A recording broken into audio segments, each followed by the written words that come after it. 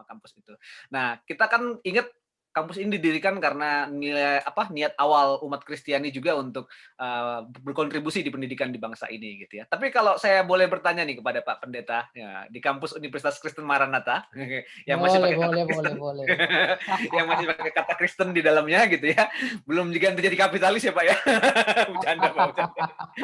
Eh, eh, apa sih Pak, masih relevankah maksudnya niatan awal itu di tengah kondisi sekarang kampus-kampus di Indonesia dan juga sekian banyak universitas dan perguruan tinggi yang sudah ada sekarang?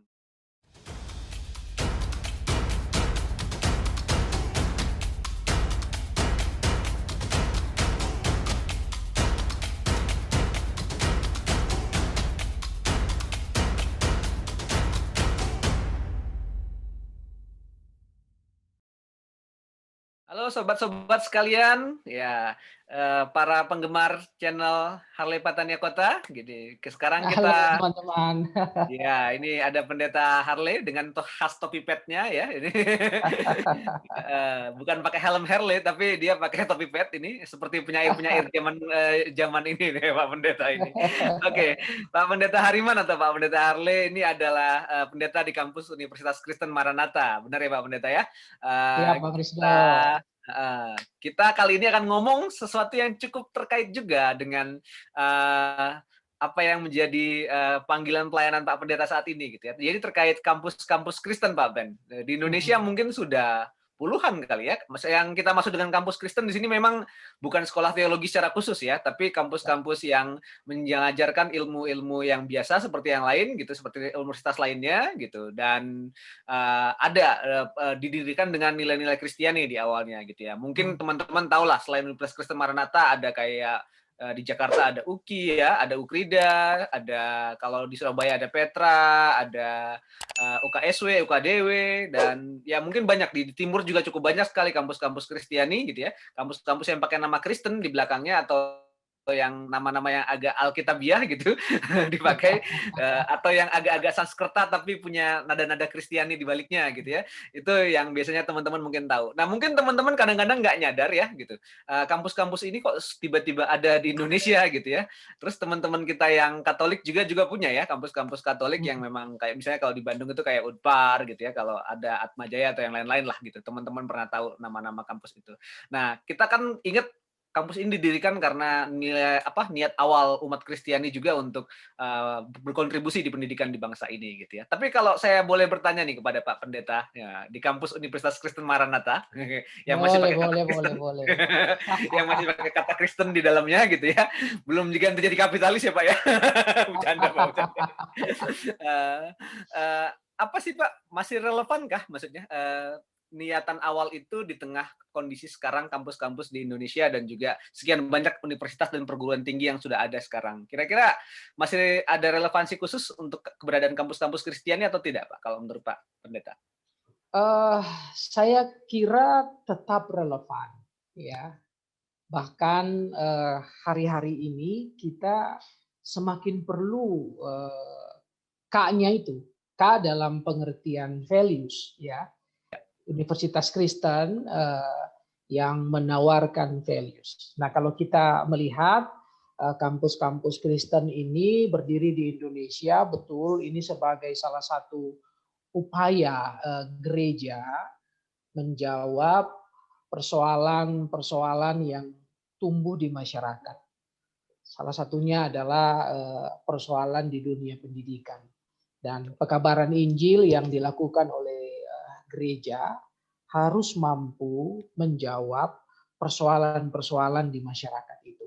Sehingga misalnya mendirikan rumah sakit, lalu kemudian mendirikan universitas, ya, itu sesuatu yang memang perlu, ya, sesuatu yang penting untuk menjawab kebutuhan di masyarakat, kebutuhan untuk pencerdasan, kebutuhan untuk memajukan peradaban. Dan peradaban yang dibangun itu memang kita yakini harus dijiwai oleh values. Nah, values itu antara lain datang dari keyakinan iman kita. Secara Kristiani kita percaya bahwa nilai-nilai seperti integritas, kepedulian, ya, keprimaan, excellent, ya itu kan nilai-nilai yang datang tumbuh dari kehidupan keagamaan, dan kita percaya ini sesuatu yang dibutuhkan oleh masyarakat.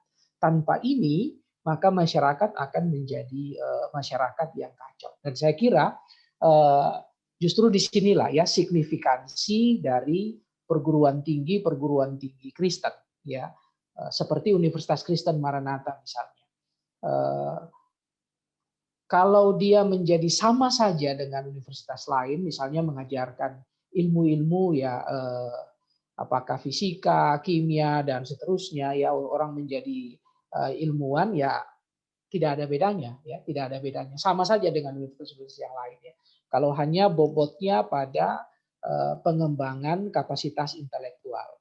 Kita dunia tidak hanya butuh orang yang pintar secara intelektual, tapi juga orang yang mesti cerdas secara spiritual, ya, cerdas secara sosial, ya, cerdas secara moral. Nah, saya kira universitas-universitas Kristen menawarkan itu, ya. Di Maranatha misalnya, concern kita tetap pada pengembangan ilmu pengetahuan, teknologi dan seni, tapi sekaligus juga kita membangun insan akademi yang dia cerdas secara moral, cerdas secara spiritual, ya, dia tumbuh dengan values, dan inilah yang kita tekankan. Karena percaya deh, kalau tanpa ini masyarakat akan kacau, ya, akan kacau. Peradaban kita ya akan menjadi, kalau kata orang Betawi, acak adul. Kalau begitu Bang Risto. Ya, betul, Pak. Jadi relevansinya terasa karena values-nya ya, Pak Pendeta ya, kira-kira gitu ya. Jadi signifikan sekali dibutuhkan karena itu. Betul, betul. Nah, yang satu yang menarik kan sekarang rata-rata kampus Kristen juga tidak hanya diisi oleh mahasiswa-mahasiswa Kristiani ya, sekarang kebanyakan juga Betul. ada mahasiswa dari rekan-rekan kita Muslim, dari yang Hindu, dari Konghucu, dan dari berbagai agama lain juga turut belajar di sini ya, turut belajar di kampus-kampus Kristiani. Berarti kan nilai-nilai Kristen itu kan diterjemahkan ke dalam nilai yang universal ya Pak Pen ya, kalau gitu. Betul, betul, Nah, betul.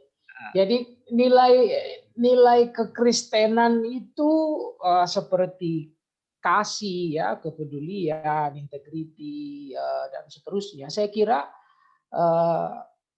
nilai itu juga ada ya di dalam keyakinan agama-agama yang lain. Ya, tumbuh dari. Cuman memang datangnya dari mana itu bisa berbeda-beda. Itulah sumber yang sangat partikular. Nah, tantangan kita di Universitas Kristen memang adalah berupaya untuk menerjemahkan values yang datang dari sumber yang partikular ini supaya bisa dipahami dan diterima secara luas, ya, secara luas. Dan itu yang kita coba lakukan, ya, karena yang penting itu kan values-nya, ya. Yang penting values-nya.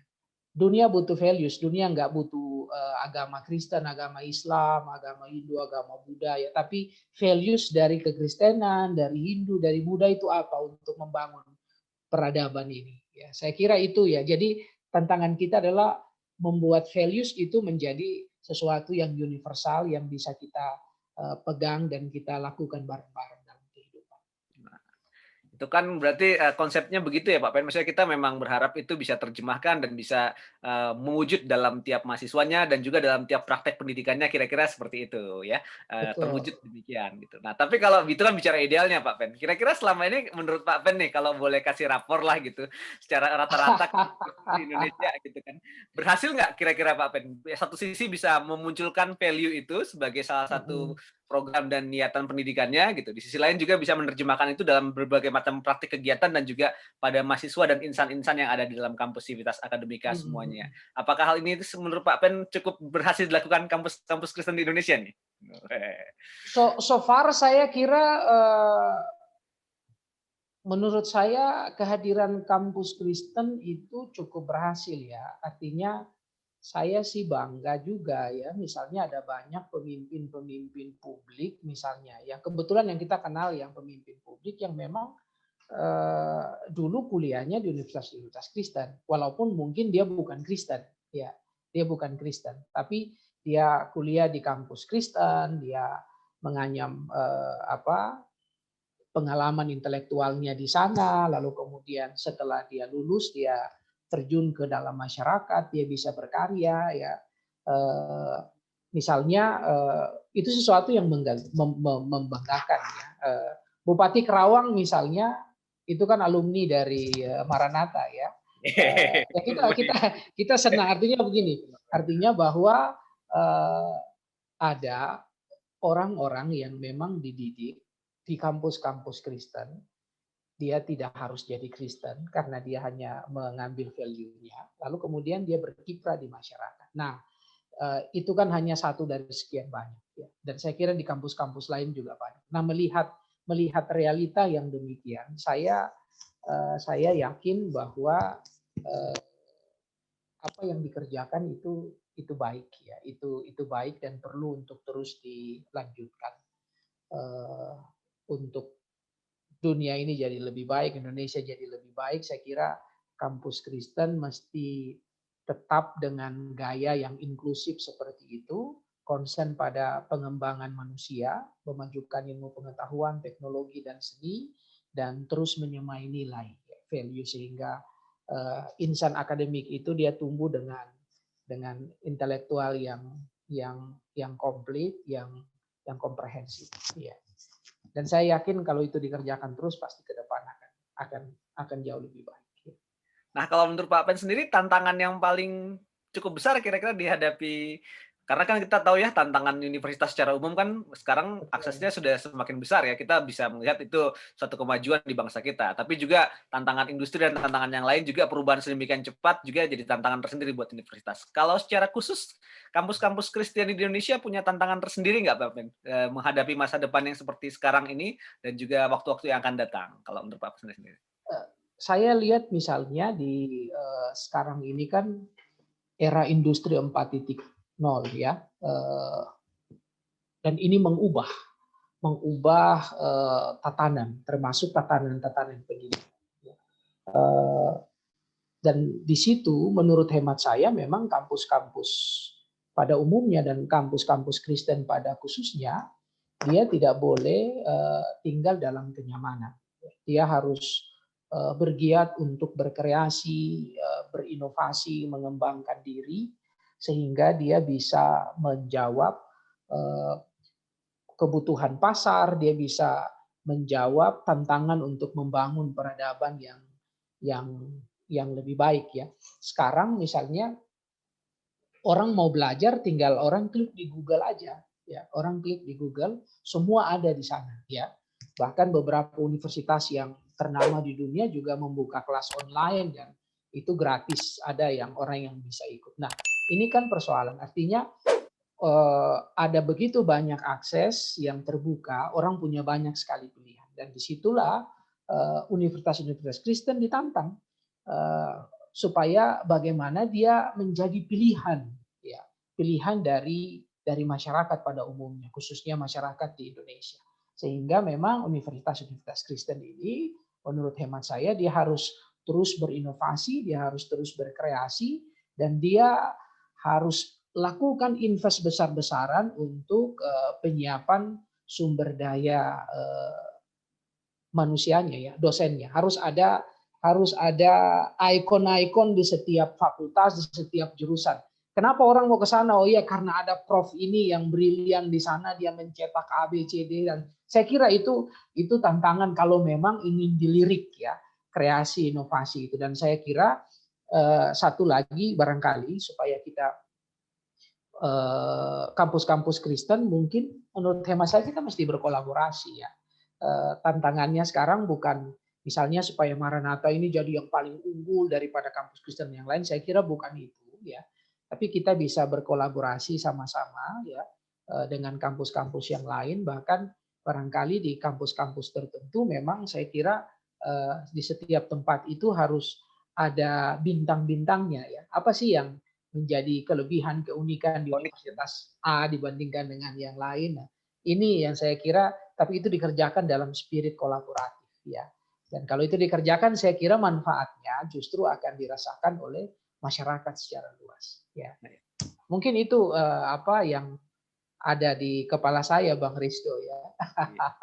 Nah, ini selaku pendeta kampus juga bisa jadi ikonnya juga nih Pak Pen ini kayaknya untuk Oke, ini ajakan juga buat teman-teman dan rekan-rekan kampus Kristiani dimanapun yang lain, juga teman kampus-kampus lembaga keagamaan lain juga mungkin ya Pak Pen ya, yang juga Betul, ada di betul, betul, ya, ini betul. tantangan untuk berkolaborasi. Mahasiswa-mahasiswi yang berkuliah di kampus-kampus seperti ini juga, ini tantangan juga untuk berkolaborasi teman-teman bahwa tidak untuk jadi eksklusif, tapi justru malah jadi sangat inklusif dan juga bisa menerjemahkan nilai-nilai yang kita yakini menjadi sesuatu yang berguna bagi semua, punya kemaslahatan bagi semua. Kira-kira begitu Pak Pen ya. Betul, Terima betul kasih Bang sekali buat Rizdo. sharing-nya.